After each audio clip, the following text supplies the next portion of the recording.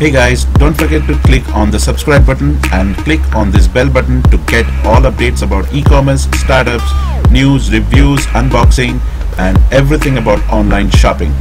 दोस्तों, अगर आप अपना आईटी रिटर्न फाइल नहीं कर रहे हैं या फिर स्किप कर रहे हैं काफ़ी लंबे समय से, स्पेशली अगर आपकी इनकम थ्रेशोल्ड लिमिट से ज़्यादा है, तो आपको आ सकती है आईटी डिपार्टमेंट की नोटिस। ये खबरें हैं और भी काफ़ी सारी ज़्यादा खबरें हैं। आज खबरें ज़्यादा और समय कम, तो बिना वक्त गवाए शुरू करते हैं। मेरा नाम है सुनील, आपका होस्ट एंड दोस्त फ्रॉम Ecom-Tech का तड़का। Let's get started.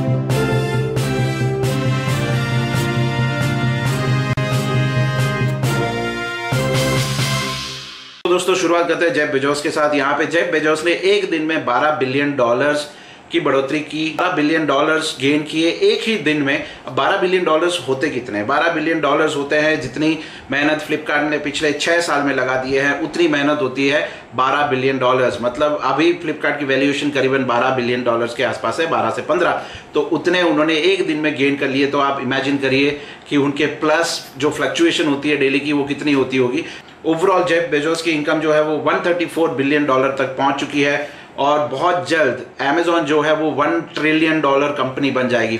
एप्पल को भी पीछे छोड़ के अमेजॉन जो है वो फर्स्ट $1 ट्रिलियन कंपनी बन जाएगी। तो ये काफी सरप्राइजिंग है, काफी इजीली बन जाएगी यहाँ पे, क्योंकि एक दिन में $12 बिलियन उठा लेते हैं बेजोस जी। कैसे इतना भार उठा सकते हैं, वजन इतने पैसों का समझ में नहीं आता है। आपको बहुत बार ऐसे स्कैम वाले या फ्रॉड वाले मेल आते होंगे जहां पे वो कहते होंगे कि आपको हम इतने पैसे देंगे, आपको हमें ये बैंक डिटेल्स देनी है, बाद में आपको बोलेंगे कि ये बैंक डिटेल्स में आपको थोड़े पैसे ट्रांसफर करने पड़ेंगे, उसके बाद हम आपको इतने पैसे हम अपनी कंट्री से रिलीज करेंगे। तो ऐसे बहुत सारे स्कैम होते हैं और अब तो हद हो गई, क्योंकि मार्क जकरबर्ग का भी नाम यहाँ पे यूज होने लगा है। फेसबुक के जो COO है शेरिल सैंडबर्ग, उनका भी नाम यूज होने लगा है और वो भी काफी सारे लोगों को बोगस लॉटरी विनिंग के मेल्स भेज रहे हैं और वहां से पैसे इकट्ठे कर रहे हैं। इंडिया में काफी सारे लोग इतने एजुकेटेड नहीं है जो ये सब समझ सके और काफी सारे पैसे लोग इसमें दे देते हैं, एक्सपेक्ट करते हैं कि कुछ मिलेगा लेकिन मिलता कुछ नहीं है। तो ऐसे बोगस मेल्स जो आते हैं उससे बच के रहिएगा। तो यहाँ पे एक सर्वे हुआ है जहां पे 5 में से 1 बंदा ऐसा कहता है कि बिजनेस में ब्राइबरी जो है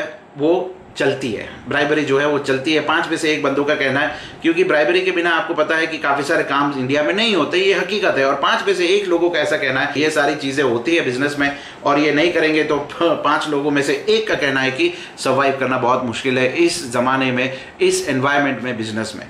अब ये कितना सच है मुझे नहीं मालूम। अगर आप भी ऐसा सोचते हैं कि बिजनेस में ब्राइबरी बहुत कॉमन है और जरूरी है, तो कमेंट बॉक्स में आप अपने ओपिनियंस दे सकते हैं।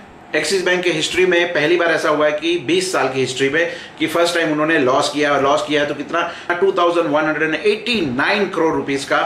और दूसरी तरफ यस बैंक ने उन्होंने प्रॉफिट किया है 29% का, 1179 crore rupees in March quarter. तो आप सोच रहे हो कि एक्सिस बैंक तो इतनी बड़ी है, इतने एड्स भी आती है, तो इतना लॉस कैसे किया, और दूसरी तरफ ये बैंक ने इतना प्रॉफिट कैसे किया, जहां पे वो लोग मार्केटिंग में इतना खर्चा कर रहे थे।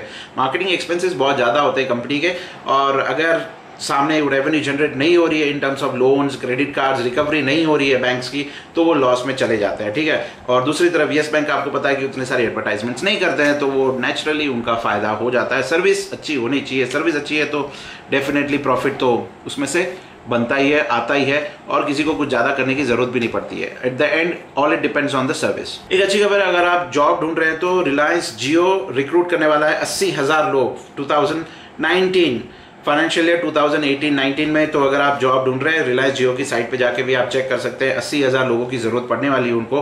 बस एक चीज का ध्यान रखिएगा, 80,000 लोग रिक्रूट तो करेंगे, लेकिन बाद में अगर निकाल देते हैं तो मेरे को ब्लेम मत करिएगा भाई। और यहाँ पे फ्लिपकार्ट का और वॉलमार्ट का आपको तो पता ही था कि डिस्कशन चल रहा है खरीदने का। तो यहाँ पे सॉफ्ट बैंक ने फ्लिपकार्ट को कहा है कि भैया थोड़ा रुक जाना, अमेजॉन की क्या ऑफर आती है वो भी एक बार आप देख लेना, क्योंकि अमेजॉन भी यहाँ पे कोशिश कर रहा है कि फ्लिपकार्ट का मेजर स्टेक जो है वो खरीद ले। उसके बाद इंडिया का बादशाह कौन? अमेजॉन। दोस्तों, यहाँ पे फ्लिपकार्ट के जो CEO थे बिनी बंसल, वो बोल रहे हैं कि अगर फ्लिपकार्ट का और वॉलमार्ट का डील हो गया तो वो फ्लिपकार्ट से निकल जाएंगे। ऑब्वियसली निकल ही जाएंगे, तो इतना सारा पैसा लेके करेंगे क्या? क्यों इतना मत्था कुट्टी करेंगे? लोग निकल जाएंगे, आराम से जिंदगी जिएंगे। इतने 1000 करोड़ रुपए लेके अगर रोज के भी लाख रुपए भी खर्चा करेंगे तो भी जिंदगी उनकी आराम से निकल जाएगी। और उसमें ऑब्वियसली ज्यादा मैक्सिमम पैसे तो जो है वो और इन्वेस्टमेंट करेंगे किसी और कंपनी में, तो वो पैसे तो डबल ही होने वाले हैं। तो जिसके पास जितना ज्यादा पैसा होता है वो पैसा उतना जितना ज़्यादा डबल होता जाता है, जिनके पास पैसा कम होता है वो और कम होता जाता है। So that is the fact. तो एक बार पैसा बढ़ाना बहुत ज़रूरी है, उसके बाद पैसा जो है वो डबल होता जाता है, लेकिन सही जगह पे इन्वेस्ट करो तो, वरना एक ही झटके में सारा पैसा। यहाँ पे जीमेल का एक और अपडेट आ गया है। जीमेल अब आपको अलाउ करेगा ऑफलाइन भी वर्क करने के लिए, ठीक है। ऑफलाइन मतलब आप उसमें लॉगिन कर सकते हैं, मेल्स के रिप्लाई कर सकते हैं, ठीक है, और रिमाइंडर भी डाल सकते हैं कब रिप्लाई करना है नहीं करना है, ये सारा काम आप ऑफलाइन कर सकते हैं। और जब आप लॉगिन होंगे, जब नेट की कनेक्टिविटी आएगी, तब वो अपने आप मेल्स जिसको जाने होंगे वो चले जाएंगे, अपना काम अपने आप हो जाएगा। तो ये एक अच्छा एक अपडेट आया है जीमेल की तरफ से। तो अगर नेट नहीं है तो भी आप मेल भेज सकते हैं और काफ़ी सारे बेसिक काम उसमें से कर सकते हैं। तो एप्पल का यहाँ पे अपडेट आया कि नेक्स्ट एप्पल आईफोन जो आएगा, एक्स के बाद जो आएगा, 11 आएगा, 12 आएगा, और व्हाटएवर क्या भी आ सकता है, तो उसमें iPen का ऑप्शन आने की संभावना है। आपको पता है नोट सीरीज जो है सैमसंग की, वो नोट सीरीज में जो स्टाइलस है उसकी काफ़ी डिमांड है और वो काफ़ी स्टाइलिश भी लगता है। तो यहाँ पे अब आईफोन सोच रहा है कि अब क्या करेंगे, कुछ रहा नहीं है करने के लिए, एक iPen दे देते हैं तो इससे लोग और खुश हो जाएंगे। iPen आएगा और उससे और उनकी सेल बढ़ेगी और काफ़ी सारे जो शौकीन हैं आईफोन के दीवाने जो हैं इंडिया में और वर्ल्ड वाइड, वो कुछ नया देखेंगे iPen जैसा तो और खरीदेंगे, फ़ोन और खरीदेंगे, और कंपनी जो है 1 ट्रिलियन से 2 ट्रिलियन 3 ट्रिलियन तक पहुँच जाएगी और हमें पता भी नहीं चलेगा हमारे पैसे से कंपनी ऊपर आ रही है। वैसे आईफोन होते अच्छे हैं। दोस्तों ऑफिशियली आईटी डिपार्टमेंट का मैसेज आ चुका है, 65 लाख पीपल को वो नोटिस भेजने वाले हैं, इंफॉर्मेशन भेजने वाले हैं। नोटिस ही समझ लीजिए कि उनको आईटी रिटर्न फाइल करना है। अब स्पेशली इनमें से वो लोग आएंगे जिनका डीमोनेटाइजेशन के वक्त उनके अकाउंट में पैसा थ्रेशोल्ड लिमिट से ज़्यादा था, स्पेशली 10 लाख के ऊपर जिन्होंने पैसे डिपॉजिट किए थे और जिनके अकाउंट में उतने पैसे डिपॉजिट हुए थे जिसके बाद उनको टैक्स भरना ज़रूरी है, लेकिन तो भी टैक्स नहीं भरा तो उन लोगों को नोटिस आनी ही आनी है। तो अगर आप उनमें से एक हैं तो आपका जो अकाउंट है, आईटी का अकाउंट है, वो आप देख लीजिएगा कहीं पे नोटिस ना आ गई हो। अगर आई है तो उसको तुरंत आपको एक्शन लेना पड़ेगा, वरना आपका आधार कार्ड, पैन कार्ड, सारे कार्ड, मोबाइल नंबर सब कुछ लिंक्ड है और सब कुछ लिंक्ड रहने से कहीं पर भी एक जगह पे ब्लॉक हुआ तो फिर पत्ता कट, सब कुछ बंद हो जाएगा। दोस्तों मानते हैं कि हम दूसरी कंट्री से काफ़ी पीछे हैं, लेकिन यहाँ पे रशिया ने तो हद कर दी। अब वो लोग ATM रॉबरी कैसे करते हैं उसके बारे में इंफॉर्मेशन दे रहे हैं, ट्रेनिंग दे रहे हैं, और उनका कमीशन स्ट्रक्चर भी है। अगर आप ट्रेनिंग लेने के बाद कोई भी रॉबरी करते हैं तो उनका उसमें कमीशन भी रहेगा।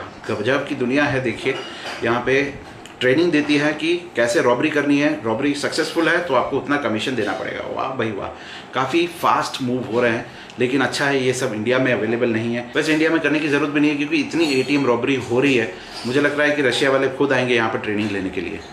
सो दैट्स इट, आज की वीडियो में इतना ही। अगर आपको पसंद आई है न्यूज़ तो please like, share and subscribe करना मत भूलिएगा और बेल बटन को दबाना मत भूलिएगा। मुझे पता है कि ज़्यादा कुछ फ़र्क नहीं पड़ेगा ये मैं कह रहा हूँ, बट स्टिल ये मेरा स्क्रिप्ट है जो मुझे बोलना बहुत ज़रूरी है। Thank you for your love and support. Take care, God bless you all, bye bye.